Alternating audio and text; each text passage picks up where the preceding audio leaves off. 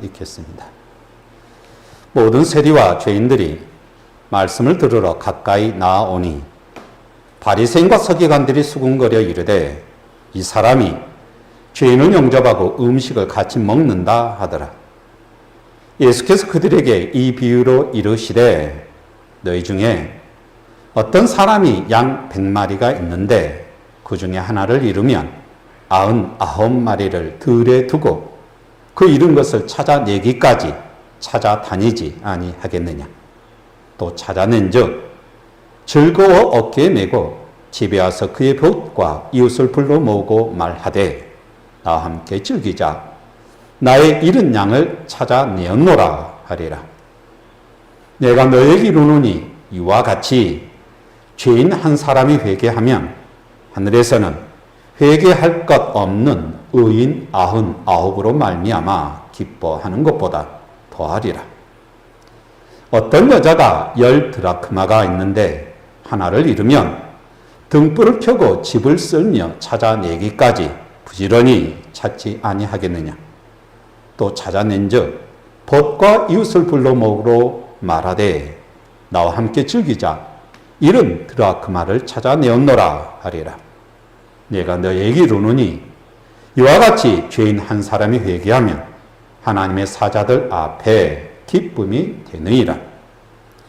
또 이르시되 어떤 사람에게 두 아들이 있는데 그 둘째가 아버지에게 말하되 아버지여 재산 중에서 내게 돌아올 분깃을 내게 주소서 하는지라. 아버지가 그 살림을 각각 나누어 주었더니 그 며칠이 안 되어 둘째 아들이 재물을 다 모아가지고 먼 나라에 가 거기서 허랑방탕하여 그 재산을 낭비하더니 다 없앤 후 그 나라에 큰 흉년이 들어 그가 비로소 궁핍한지라. 가서 그 나라 백성 중 한 사람에게 붙여 사니 그가 그를 들로 보내어 돼지를 치게 하였는데 그가 돼지 먹는 쥐염 열매로 배를 채우고자 하되 주는 자가 없는지라. 이에 스스로 돌이켜 이르되 내 아버지에게는 양식이 풍족한 품꾼이 얼마나 많은가. 나는 여기서 줄여 죽는구나. 내가 일어나 아버지께 가서 이르기를 아버지 내가 하늘과 아버지께 죄를 지었사오니 지금부터는 아버지의 아들이라 일컬음을 감당하지 못하겠나이다. 나를 품꾼의 하나로 보소서 하리라 하고 이에 일어나서 아버지께로 돌아가니라. 아직도 거리가 먼데 아버지가 그를 보고 측은히 여겨 달려가 목을 안고 입을 맞추니 아들이 이르되 아버지 내가 하늘과 아버지께 죄를 지었사오니 지금부터는 아버지의 아들이라 일컬음을 감당하지 못하겠나이다 하나 아버지는 종들에게 이르되 제일 좋은 옷을 내어다가 입히고 손에 가락지를 끼우고 발에 신을 신기라. 그리고 살찐 송아지를 끌어다가 잡으라. 우리가 먹고 즐기자. 이는 내 아들은 죽었다가 다시 살아났으며 내가 잃었다가 다시 얻었노라 하니 그들이 즐거워하더라. 맏아들은 밭에 있다가 돌아와 집에 가까이 왔을 때 풍악과 춤추는 소리를 듣고 한 종을 불러 이 무슨 일인가 물은데 대답하되 당신의 동생이 돌아왔음에 당신의 아버지가 건강한 그를 다시 맞아들이게 됨으로 인하여 살찐 송아지를 잡았나이다 하니 그가 노하여 들어가고자 하지 아니하거늘 아버지가 나와서 고난데 아버지께 대답하여 이르되 내가 여러 해 아버지를 섬겨 명을 어김이 없거늘 내게는 염소 새끼라도 주어 나와 내 벗으로 즐기게 하신 일이 없더니 아버지의 살림을 장녀들과 함께 삼켜버린 이 아들이 돌아오매 이를 위하여 살찐 송아지를 잡으셨나이다. 아버지가 이르되 예 너는 항상 나와 함께 있으니 내 것이 다 내 것이로되 이 내 동생은 죽었다가 살아났으며 내가 잃었다가 얻었기로 우리가 즐거워하고 기뻐하는 것이 마땅하다 하니라. 아멘. 오늘은 마땅하다 하니라 라는 주제로 말씀을 나누겠습니다.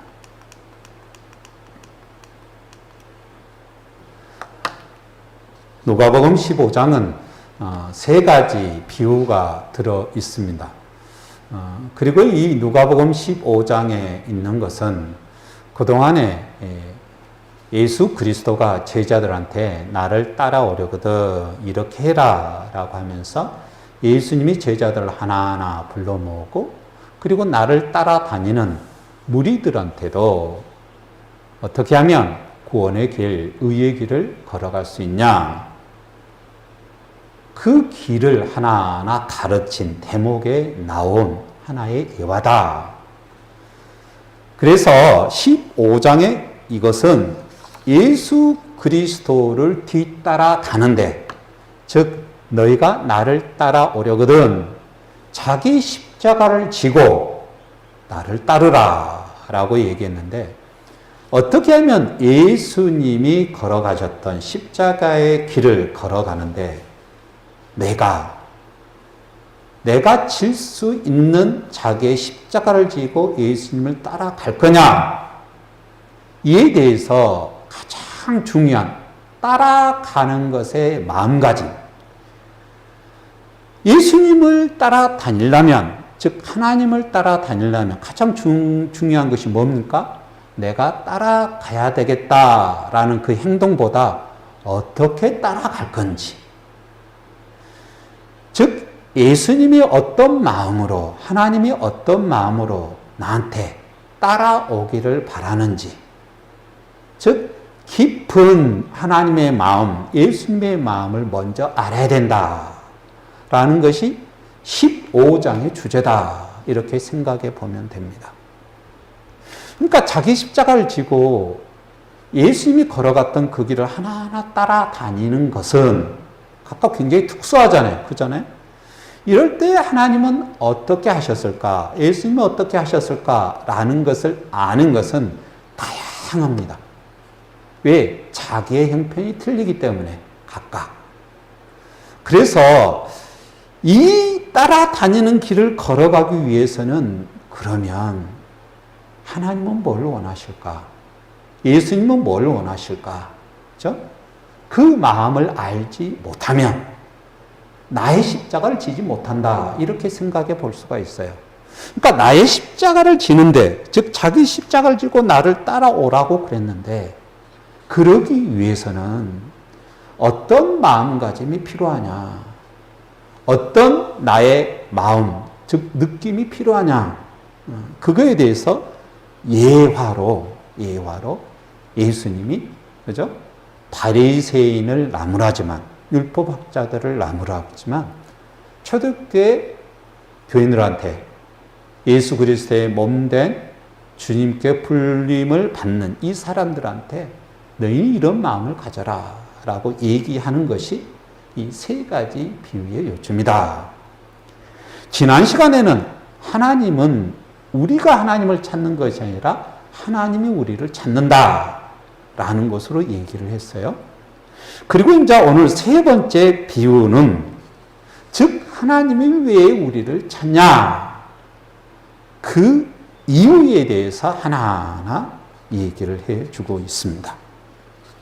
그러면 오늘의 말씀을 하나하나 보겠습니다. 또 이르시되, 즉 하나님이 찾으신다, 이른 양에 대한, 그리고 드라크마, 이른 드라크마에 대한 비유에 연이어서 또 이르시되, 어떤 사람에게 두 아들이 있는데 그 둘째가 아버지에게 말하되 아버지여, 재산 중에서 내게 돌아올 분깃을 내게 주소서 하는지라 아버지가 그 살림을 각각 나눠 주었더니, 라는 얘기로 시작합니다. 두 아들이 있어요. 두 아들이 있다라는 것은 에코, 있다라는 에코, 소유하다, 소유의 개념으로 여기서는 표현을 했어요. 있다라는 것을요. 이것은 이제 잃은 양도 소유로 표현했잖아요. 드라크마도 내 거야. 나의 양이야. 나의 동전이야. 그죠?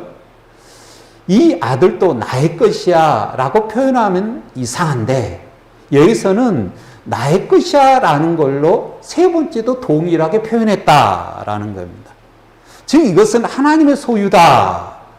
바리새인과 율법학자들은 죄인들은 하나님께 버림받은 사람이야. 하나님의 소유야. 소유가 아니야 라고 얘기는 아니다.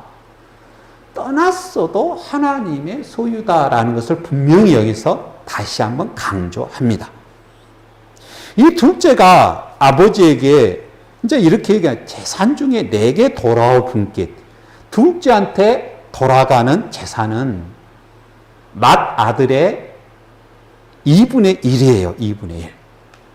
그것을 달라라는 거예요. 그러면 왜 달라 했을까? 라는 거에 대해서 뒤에 그 설명이 나와요. 자, 아버지가 둘째한테 재산을 물려줬어요. 미리요. 미리. 아버지가 돌아가신 다음에 물려준 것이 아니라 미리 물려줬어요. 그런데 이 둘째가 재산을 물려받는 다음에 그 후 며칠이 안 돼요. 얼마 안 되어서 바로 재물을 다 모아가지고 먼 나라에 가서 허랑방탕하여 그 재산을 낭비하더니 라고 얘기합니다. 왜 재산을 달라라는 목적은 먼 나라에 가서 옆에 보면 안 되잖아요. 그렇잖아요. 옆에 있으면 간섭 받으니까 간섭 안 받고 먼 나라에 가서 허랑방탕하게 살기 위해서 이랬구나라는 것을 알 수가 있습니다. 여기서 허랑방탕하다라는 단어는 소조 두 단어가 합하여지는 단어예요. 소조는 구원하다, 아는 부정의 뜻이에요. 구원받지 못한 행동을 하다라는 겁니다. 그런 뜻이에요. 그래서 아소티아라는 단어를 썼어요. 그러니까 둘째는 뭐예요? 그동안에 아버지 앞에서, 즉 하나님 안에서 빛의 길을 걸어가는 것이 어떻게 생각하면 간섭이라고 느끼는 거예요. 그렇죠? 굉장히 부자연스러운 걸로 느끼는 거예요. 그래서 구원받지 못한 자기 멋대로의 삶을 살았다. 이렇게 성경은 얘기를 합니다. 그런데 그 삶을 살다 보니까 그 재산, 아버지가 미리 물려준 그 재산을 다 낭비해버렸다, 탕진했다 라고 얘기를 해요. 이것은 우리가 잘 아는, 익히 아는 하나의 얘기예요. 이런 것이 굉장히 많아요. 그렇잖아요? 저 주변에도 굉장히 많아요. 한두 명이 아니에요. 부모님은 진짜 이 논과 밭을 하나하나 구입하기 위해서 해가 뜨자마자 아침 일을 해요. 밥 먹기 전에. 그러면 그 일이 엄청나다, 양이 엄청나다라는 것을 알기 때문에 매일 그렇게 하는 거예요. 밥 먹기 전에 해 뜨자마자 일하는 거. 그렇게 일하니까요, 어떻게 하면 한나절 일하는 것보다 더 많은 일을 하니까 돈을 벌 수밖에 없잖아요. 그래서 땅을 하나하나 삽니다. 근데 그걸 보고 이 둘째 아들은 배워야 되는데 이거 너무 힘든 거예요. 그래서 그런 생활을 하기 싫어서 허랑방탕하게 살기 위해서, 자기 멋대로 편히 살기 위해서 재산을 먼저 달라 해서 서울로 가요. 그래서 다 망하죠. 그죠? 한두 명이 아니에요. 그죠? 그런데 또 하나의 사건이 터져요. 보통 그러잖아요. 좋은 일이 있으면 나쁜 일이 있어요. 풍년이 들면 흉년이 들 때도 있어요. 그것은 이제 인지상정이잖아요. 거의 대부분 그러잖아요. 그런데 재산이 없을 때 14번 다 없이 한 후에, 다 소비한 후에 다파나오 다 소비해버렸어요. 하나도 없어버렸어요. 그날에 크게 흉년이 듭니다. 크게 흉년이 들었다는 거 보통 흉년이 아니에요. 모든 사람이 못 살 만큼의 흉년이 들었다. 그래서 비로소 그가 궁핍했다라고 얘기합니다. 그래서 이제 이 사람이 자기는 이제 살아야 되잖아요. 궁핍했다라는 것은 모자랐다라는 뜻이거든요. 휘스페레오, 그러니까 휘스테레오, 양식이 모자라요. 모자라가지고 못 먹는 거죠. 그래서 어쩔 수 없이 15절 가서 그 나라 백성 중 한 사람에게 붙여 사니, 그 나라 백성, 여기서 백성이라는 단어는 폴리테스, 시민, 주권, 그러니까 도시에서 살았다라는 것을 여기서 알 수가 있어요. 도시에서 사는 한 사람에게 붙여 살아요. 그러니까 이 둘째 아들이 큰 도시에서 산 거죠. 그런데 큰 도시에서 사는 이 한 사람이 이 사람한테 무슨 일을 시키냐면, 그를 들로 보내어 돼지를 치게 합니다. 돼지는 냄새가 많이 나잖아요. 그러니까 사람이 같이 사는 도시에서는 못 살아요. 그래서 들로 보내요. 들에서 이제 삽니다. 들에서 사는데 중요한 것은 16절, 그가 돼지 먹는 쥐염 열매로 배를 채우고자 하되 주는 자가 없다라고 얘기합니다. 얼마나 가난했으면, 얼마나 그 일을 해서 내가 배를 채우고자 일을 했는데, 그것도 사람이 없는 들판에서 돼지를 치는데, 돼지의 사료 쥐염 열매를 먹으려고 해요. 한데 그 열매도 못 먹어요. 왜? 주는 사람이 없으니까. 자기 주변에 주는 사람이 없는 거예요. 사람이 먹을 것이 없이 굶주릴 때, 거기에 더해서 혼자 있을 때, 그것처럼 처량한 것이 없어요. 처량한 것이 없어요. 자기를 위로해 줄 사람이 하나도 없는 거예요. 말동무도 없죠, 지금. 들판에서 돼지하고. 그리고 계속 굶주려요. 어느 정도 굶주려요? 돼지가 먹는 사료를 먹고자 하는데 그것도 못 먹었다 알 정도로 굶주려요. 그래서 이제 17절, 이 사람이 홀로 외롭게, 고독하게, 불쌍하게 자기 탄식하면서 계속 있을 거 아니에요. 그때 이 사람이 17절 이런 생각이 듭니다. 이에 스스로 돌이켜 이르되, 스스로 돌이켜라는 것은 의역이고요. 원래 있는 낱말은 그 자신에게 와서라는 말이에요. 그 자신에게 와서. 자기 자신에게 와서 뭐가요? 생각이, 정신이 딴 데 팔렸다가 이제 자기 자신에게로 정신이 돌아왔다라는 뜻이거든요. 그러니까 헬라에서는 이 단어 그 자신에게 와서라는 것은 정신을 차리다라는 거예요. 즉 현실 인식을 하는 거죠. 내가 왜 이렇게 사냐? 이렇게 살아서 뭐하게? 이제 자기가 정신이 드는 거예요. 왜 그랬는지, 내가 왜 그런 판단을 했는지, 내가 왜 그런 선택을 했는지, 왜 그런 선택을 했는지 후회하게 되냐면, 그 이유가, 자기 자신에게 돌아온 이유가, 내 아버지에게는 양식이 풍족한 품꾼이 얼마나 많은가, 그런데 나는 여기서 줄여 죽는구나 라고 생각이 들어서 자기 자신에게로 정신이 돌아온 거예요. 그러니까 이 아버지는 아들이잖아요. 둘째 아들이잖아요. 이 아버지는 그동안에 품꾼한테 얼마나 관대하게 대했는지, 즉 정의로운 주인인지 여기서 알 수가 있어요. 양식이 풍족한라는 것은 양식이 주변에 많다라는 표현이거든요. 그래서 이렇게 글을 썼거든요. 품꾼 주위에 양식이 많아요. 품꾼은 뭐냐면 미스도스, 싹이라는 단어에서 나온 미스디오이라는 단어인데, 매일매일 한 데나리온에 싹을 주어서 일을 시키는 사람이에요. 그러니까 이 아버지는 굉장히 큰 농장을 운영했다라는 것을 알 수가 있어요. 그리고 이 농장을 운영하면서 매일매일 일꾼들한테 싹을 다 줘요. 공정하게, 정당하게, 안 미루고. 그리고 매일매일 이 싹을 주니까 이 일꾼들이 양식이 풍족했다. 매일매일이 일을 줬다라는 것을 여기서 우리는 상상해 볼 수가 있어요. 일자리를 계속 줬다라는 거예요. 즉 일용할 양식을 줬다라는 것을 알 수가 있는 거죠. 그죠?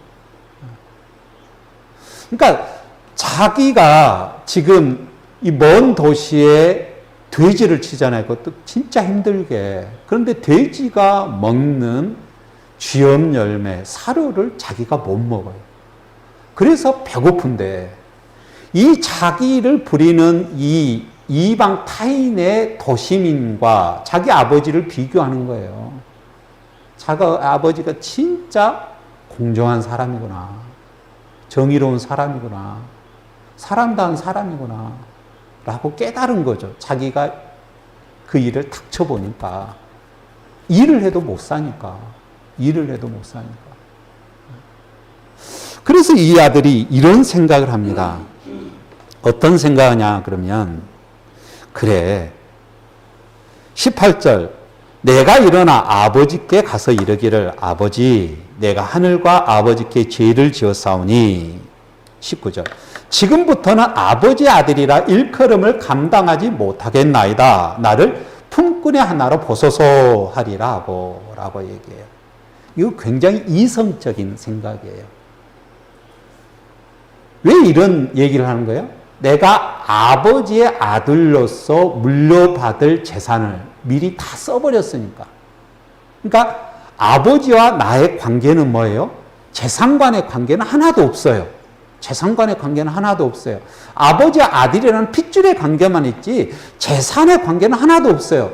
그런데 중요한 것은 여기서 일하는 것보다 아버지께 매일 하루하루의 품삯을 받고 일하는 것이 내가 살기 편하다. 그러니까 나는 좋은 사장한테 가겠다라는 뜻으로 여기서 아들이 자기의 현실 인식을 하는 거예요. 자기의 현실 인식. 그러니까 내가 아버지께 가서 때를 써야 되겠다 뭐 이런 건 아니에요. 이런 건 아니에요. 자기가 뭐 억지를 부르거나 그런 건 아니에요. 일반 세상 사람들이 생각하더라도 다 합리적인 생각이에요. 내가 아버지께 가서 아버지 같은 주인, 아버지 같은 사장한테 가서 내가 일하고 싶어요. 그러면 내가 최소한 먹고 살 수는 있으니까. 그죠? 그런데 거기에서 한 가지, 내가 아버지의 재산을 다 탕진하고 그래서 내가 잘못했어요. 그건 잘못했잖아요. 그래서 나는 아버지의 아들로 온 것이 아니라 나는 품꾼의 일만 하겠소라고 제정신이 든 거예요. 어쩔 때 이럽니까? 어쩔 때 이래요? 얼마나 외로웠으면, 얼마나 힘들었으면, 얼마나 비관했으면 가장 최소한의 현실적인 인식을 통해서 그래, 아버지께 가면 적어도 먹고 살 수는 있다라고 생각하는 거죠. 사람은요, 가장 어려울 때 가장 최소한의 이성적인 생각으로 판단을 해요. 진짜 그럽니다. 어느 누구가 얘기를 하더라도 비난받지 않는 그런 판단과 그런 행동을 합니다. 굉장히 소심한 생각이고 소심한 판단이죠. 그죠? 그래서 가요. 적어도 그래 이러면 살 수 있어. 자기 생존을 위해서요. 이것은 일반 모든 사람들이 다 하는 생각이고 행동이에요. 누구도 그러는 거예요. 악한 사람도. 그런데 여기서 아버지는 다르다라는 걸로 20절 얘기합니다. 이에 일어나서 아버지께로 돌아가니라. 아직도 거리가 먼데 아버지가 그를 보고 측은히 여겨 달려가 목을 안고 입을 맞추니 아버지께로 가요. 아직도 거리가 멀어요. 그런데 아버지가 그를 보고 측은히 여겨 달려옵니다. 여기에서 우리는 어떤 것을 상상할 수가 있어요? 이 아버지는 둘째 아들이 오기말을 굉장히 학수고대했다. 그래서 시간만 있으면 멀리까지 길을 먼저 어떻게 하면 마을 앞 먼 길까지 자주 쳐다봤다. 그런데 어느 날 먼 길까지 아들이 온가 쳐다봤는데 진짜 둘째 아들이 오는 거예요. 둘째 아들이 오는 거예요. 그래서 먼저 아버지가 달려갑니다. 측인이 여겨라는 단어는 스플링크 마조마이라는 단어인데 이것은 내장까지 움직이다 뭐 이런 단어예요. 애가 끓는다라는 단어예요. 우리하고 거의 비슷한 느낌이죠, 그죠? 애가 끓어요, 애가. 그러니까 어떻게 하면 도저히 감당할 수 없는 복받치는 뭐 그런 뭐예요? 심정이 있을 때 이런 단어를 쓰잖아요. 복받쳐서 아버지가 달려가요. 그리고 목을 안고 입을 맞춰요. 입을 맞추다라는 것은 우리는 이것이 어떤 의미인지 잘 모르지만 유대인들한테는 입을 맞추다 몇 번이고 입을 맞추다 카타필레오라는 단어를 썼는데 이것은 화해 용서할 때 하는 제스처예요. 그러니까 서로 남자끼리 서로 싸움하고 그러더라도 입을 맞추고 그러잖아요. 그러면 서로 화해하는 거예요. 화해 징표예요. 근데 여기서 우리가 꼭 생각해야 될 것은 뭐냐면 21절 이 다음에 아들의 행동이 나와요. 아들이 이르되 아버지 내가 하늘과 아버지께 죄를 지었사오니 지금부터는 아버지 아들이라 일컬음을 감당하지 못하겠나이다. 앞에 자기가 오기 전에 다짐했던 거잖아요. 22절 그 다음에는 이제 뭐 품꾼 뭐 그건 얘기 안 해요. 그러니까 아들이 아버지께 죄송해요. 내가 잘못했어요. 나는 그냥 아버지의 품꾼으로 일만 하면 살 수 있으니까 그래서 왔어요. 자, 죄송하다라는 얘기를 하기 전에 먼저 아버지의 행동을 기록을 합니다. 어떻게 기록한 거예요? 아들이 변명하기 전에 아들이 용서해 주세요라고 사과하기 전에 아버지가 애가 끓어서 달려나가서 입을 맞추고 포옹하고 그랬다라고 여기서 표현을 해요. 이 표현은 아버지마다 각각 틀릴 텐데 이런 아버지도 있을 거예요. 그래서 예수님이 이런 표현을 하는 거거든요. 둘째 아들은 이성적으로 그래 이러면 내가 살 수 있어. 좋은 사장 찾아가야 돼. 그 좋은 사장이 누구다? 내 아버지야. 그래서 아버지께 죄송하다는 얘기도 하고 아버지께 재산 달라고 얘기도 안 할 거고 그냥 일자리만 주소서 하고 갔는데 아버지의 심정은 아니다라는 거예요. 아버지의 심정. 용서해 주세요. 사과하고 뭐 그런 말 필요 없다라는 거죠. 그죠? 이것은 보통의 아버지들이 다 갖는 어때요? 그죠? 마음인 거죠. 그죠? 여기에서 더 나아가서 이제 아버지는 이렇게 얘기합니다. 22절. 아버지는 종들에게 이르되 제일 좋은 옷을 내어다가 입히고 손에 가락지를 끼우고 발에 신을 신기라. 그리고 살찐 송아지를 끌어다가 잡으라. 우리가 먹고 즐기자라고 얘기합니다. 여기는 보통의 아버지가 아니라 이 아버지만의 특수한 하나의 행동이에요. 그죠? 가장 중요한 것은 보통의 아버지는 아들이 사과하기 전에 용서하기 전에 아들을 끌어안는 거죠. 그죠? 그런데 이 아버지는 더 나아가서 제일 좋은 옷 그리고 손에 가락지를 끼우다라는 것은 손에 가락지를 끼우다는 것은 어떻게 얘기하면 아들의 지위를 다시 올려주는 거예요. 가락지는 오늘날 우리가 이야기하는 인감도장이 가락지에 있어요. 재산권 행사할 때 이 도장 가락지를 가지고 도장을 찍거든요. 그러니까 아들의 지위를 다시 살려주는 거죠. 그리고 살찐 송아지를 끌어다가 잡으라. 우리가 먹고 죽여. 여기서 살찐 송아지는 그 송아지라는 정관사를 썼어요. 그러니까 송아지를 계속 키웠다라는 거예요. 누구를 위해서요? 둘째 아들 잔치를 위해서. 미리 마련한 그 송아지, 살찐 송아지를 끌어다가 잡으라. 그러면서 하는 얘기가 이 내 아들은 죽었다가 다시 살아났으며 내가 잃었다가 다시 얻었노라 하니 그들이 즐거워하더라. 지금 누구한테 얘기한 거예요? 22절 사람들한테 종들한테 22절 종들에게 그들이 즐거워하더라. 종들이 즐거워했다라는 거예요. 종들한테 이 아버지가 이런 얘기를 한 거죠. 내 아들은 죽었다가 다시 살아났고 잃었다가 다시 얻었노라. 왜 이런 행동을 하는지 종들한테 시키면서 그 이유를 설명하는 거예요. 즐거워서요. 그러자 그들이 종들이 즐거워했다라고 얘기합니다.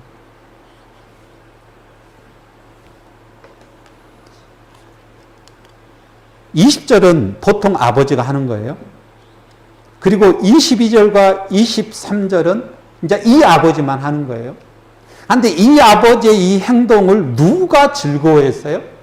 아버지도 즐거워하지만 그것을 지켜보는 종들도 즐거워합니다. 그래, 맞아, 맞아. 그런 거죠, 그죠?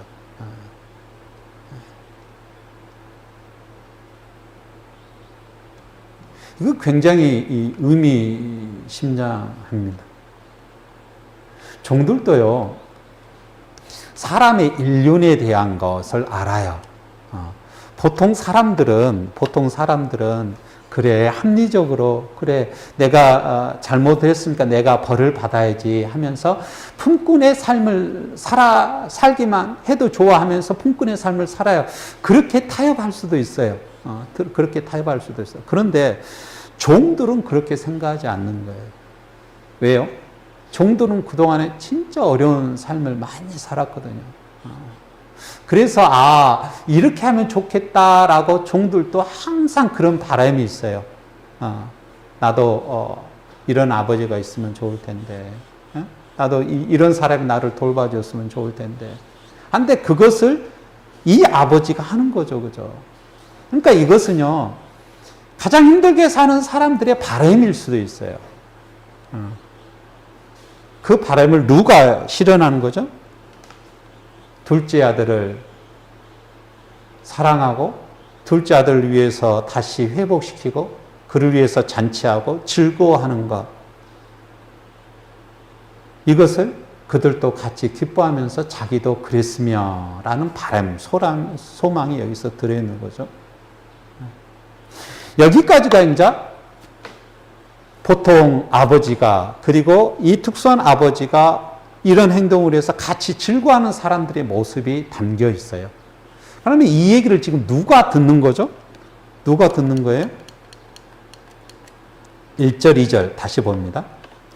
모든 세리와 죄인들이 말씀을 들으러 가까이 나오니 바리새인과 서기관들이 수군거려 이르되 이 사람이 죄인을 영접하고 음식을 같이 먹는다 하더라.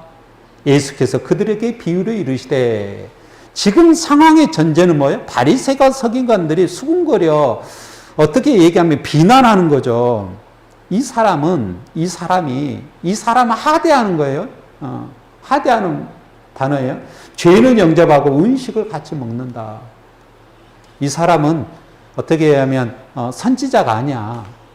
이 사람은 랍비가 아니야. 그냥 죄인과 함께 사는 사람일 뿐이야. 허랑방탕에 사는 죄인의 하나의 어떻게 보면 우두머리일 뿐이야. 뭐 이렇게 얘기하는 거죠, 그죠? 근데 이것을 즐거워하는 사람은 누구예요? 세리와 죄인들이에요. 세리와 죄인들. 여기서 세리와 죄인들은 이 비유에서 어떤 사람들이죠? 종들이죠, 그죠? 그들이 즐거워하더라. 초청을 받고 같이 기뻐하는 사람들이죠. 그죠? 여기까지는 다 이 예화를 듣고 그래. 하나님은 이런 분이야. 그래. 우리의 일상에서도 이런 분이 있지. 근데 이에 대해서 공감하지 못한 인자 맏아들이 등장합니다. 25절. 맏아들은 밭에 있다가 돌아와 집에 가까이 왔을 때 풍악과 춤추는 소리를 듣고 한 종을 불러 이르되 이 무슨 일인가. 여기서 종은 파이스라는 단어의 하인, 어린아이, 돌로스, 노예가 아니에요. 그러니까 품꾼일 수도 있는 거죠, 그죠? 자초지종을 물었어요. 그러자 27절, 당신의 동생이 돌아왔음에, 당신의 동생이다라는 표현을 명확히 합니다. 당신의 아버지가 건강한 그를 다시 맞아들이게 됨으로 인하여 살찐 송아지를 잡았다. 그래서 잔치를 한다. 아버지가 기쁜 또 하나의 이유는 뭐예요? 이 아이가 건강해서 돌아와서, 건강히 돌아와서, 아프지 않고 다치지 않고 무사히 돌아와서, 그죠? 덧붙이는 거죠, 종이요. 왜 아버지가 이렇게 기뻐하는지 나도 알겠다라는 거죠. 그런데 이 품꾼, 이 사람과 다른 이 큰 아들은 이 소리를 듣고 노하여 들어가지 않습니다. 너무너무 완강히 안 들어가자 아버지가 나와서 이 맏아들을 위로하고 그리고 같이 가서 축하해 주자라고 권합니다. 그러자 29절 이 맏아들이 아버지께 대답하여 이르되 내가 열의 아버지를 섬겨 명을 어김이 없거늘 내게는 염소 새끼라도 주어 나와 내 보치로 즐기게 하신 일이 없더니 아버지의 살림을 창녀들과 함께 삼켜버린 이 아들이 돌아오매 이를 위하여 살찐 송아지를 잡으셨나이다. 내 동생이 아니라 이 아들, 당신의 아들이 돌아오매 나는 얘를 나의 동생이라 여긴 줄 없다. 뭐 이런 뜻이죠. 그죠? 그러자 아버지가 예, 너는 항상 나와 함께 있으니 내 것이 다 내 것이로다. 이것이 뭐가 그렇게 아깝냐라는 거죠. 잔치를 하는 것이 뭐가 그렇게 아깝냐라는 거죠. 왜? 내 것이 다 내 것인데. 예. 이 내 동생은 죽었다가 살아났으며 내가 잃었다가 얻었기로 우리가 즐거워하고 기뻐하는 것이 마땅하다. 우리가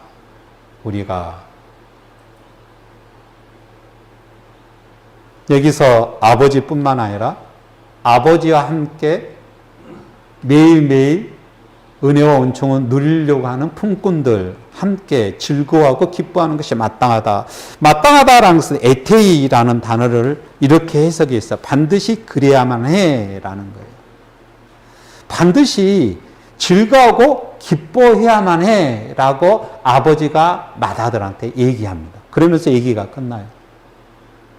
반드시 꼭 이래야 돼라는 거예요. 마땅하다라는 것은 그래 이것이 맞은 행동이야라는 것은 어떻게 하면 작은 표현이고요. 명확한 표현은 반드시 이래야 돼, 꼭 이래야 돼라는 필수 불가결한 얘기로 예수님은 말을 마쳐요. 이 말도 일리가 있는데 그것은 나의 마음이 아니야. 나는 이렇게 할 거야 라는 얘기죠. 그죠?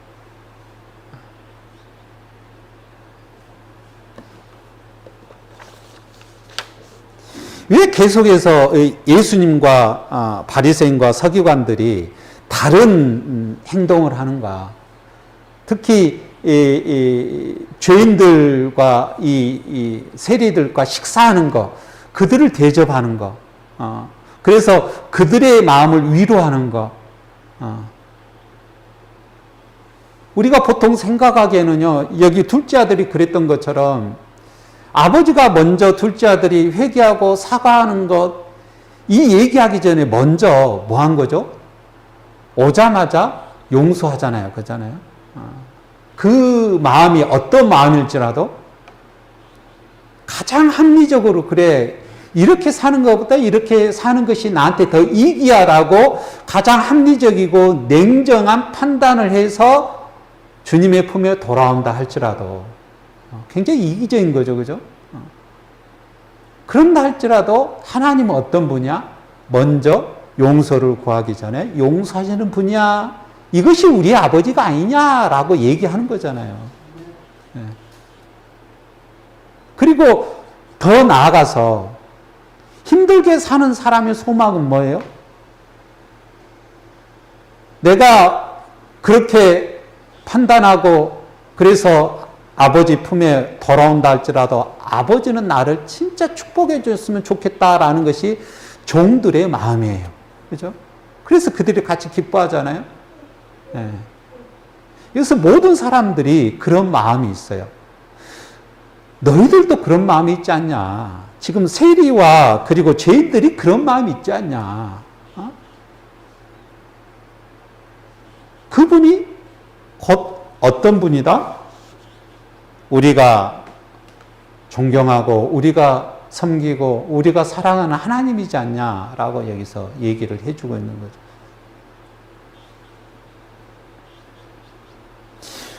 그러니까 누가복음 15장에 있는 말씀은 어떻게 내가 나의 십자가를 지고 예수님을 따라갈 거냐, 어떻게 예수님 그리스도의 제자의 삶을 살 거냐, 그 삶을 살아가는데 그래 예수님이 좋아하고 하나님이 좋아하는 일을 하는 것이 예수님이 걸어갔던 십자가의 길인데 내가 그 십자가를 지고 따라가는 것은 하나님의 마음을 알 때 우리는 따라갈 수 있어 라고 얘기를 해주고 있는 거죠.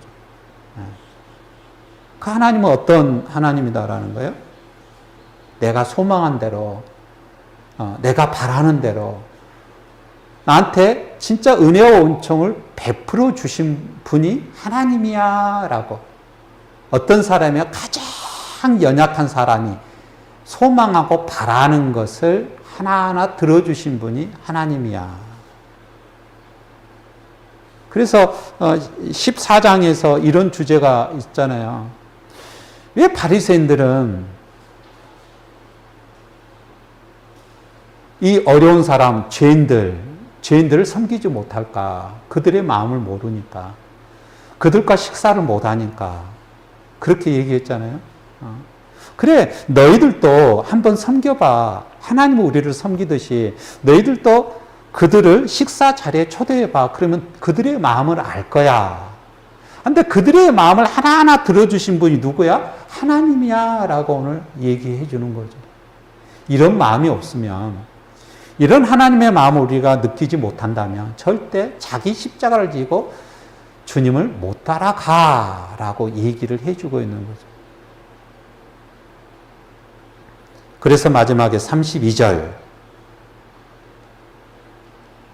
내 동생은 죽었다가 살아났으며 내가 잃었다가 얻었기로 우리가 즐거워하고 기뻐하는 것이 필연적이야. 반드시 해야만 해. 마땅해. 라고 여기서 얘기를 해주고 있습니다.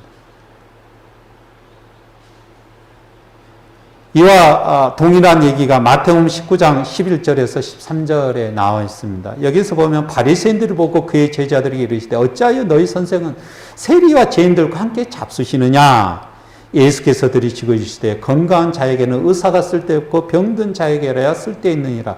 너희는 가서 내가 긍휼을 원하고 제사를 원하지 아니하노라 하신 구약의 하나님의 말씀, 그 뜻이 무엇인지 배우라. 나는 의인을 부르러 온 것이 아니요 죄인을 부르러 왔노라 라고 얘기합니다.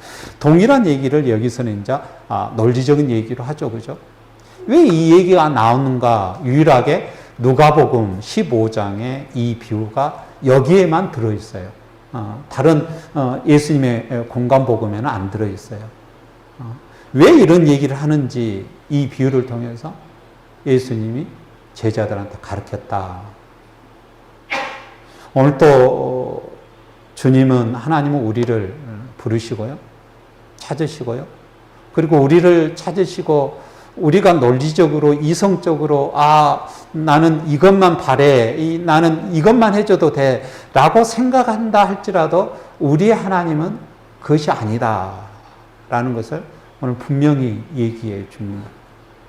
이것이 하나님이 꼭 해야 될 필연적인 하나님의 모습이다 라고 분명히 얘기해 줘요. 바꿔지지 않아요. 하나님의 속성이 바꿔지지 않아요.